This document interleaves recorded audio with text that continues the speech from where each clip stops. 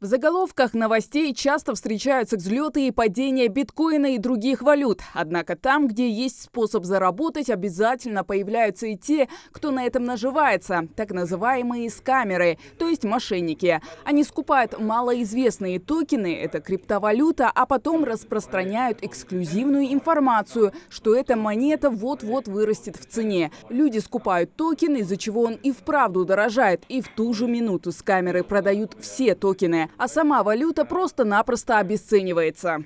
В тот момент, когда они его предлагают, нужно сразу проверять адрес этого токена. Это немного сложнее, да, я понимаю, но тем не менее это можно разобраться в течение 20 минут. В гугле поковырявшись, можно узнать серьезность этого токена.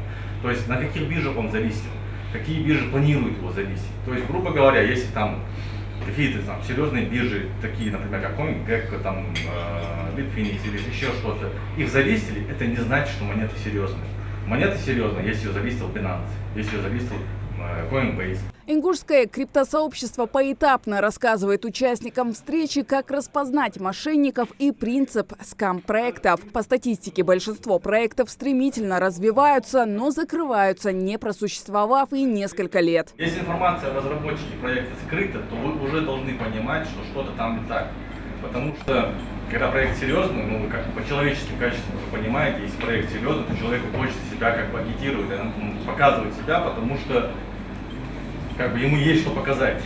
Когда проект скам, когда он влечет за собой впоследствии какие-то негативные последствия, то в этом случае обычно закрывается лицо или же размазывается на команды. Сама криптовалюта есть лишь в интернете. Она не управляется государством и защищена от инфляции. Используют ее для инвестиций, трейдинга, покупки и продажи товаров. Приобретают криптовалюту чаще всего люди, которые надеются хорошо заработать на ее росте. Однако, как отмечают в криптосообществе, все не так просто. То есть люди берут кредиты прям в прямом смысле слова, вкладывают последние деньги. Я знаю людей, которые машины, бизнесы продавали и входили в эти проекты. Будем разъяснять людям, проводить такие четкие границы между трейдингом, между хорошими проектами и между скам-проектами. У нас как бы эта тема, она пока особо не раскручена в том плане, что нету знаний фундаментальных у людей.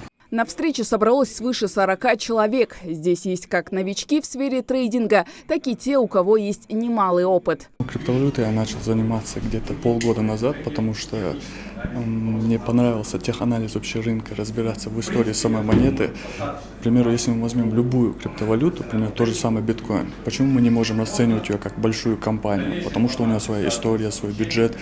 И вот это меня как-то зацепило, и я начал увлекаться. В принципе, мне данная тема была давно известна, хоть сам и не заглублялся в это. Сегодня решил уточнить, узнать для себя, выучиться хотя бы базово основами. И, в принципе, пройти и посмотреть, о чем, для чего и пригодится ли это в будущем. Я думаю, что после сегодняшнего обучения, информации, которую я получу, я сделаю итог, вывод для себя, стоит ли этим заниматься дальше.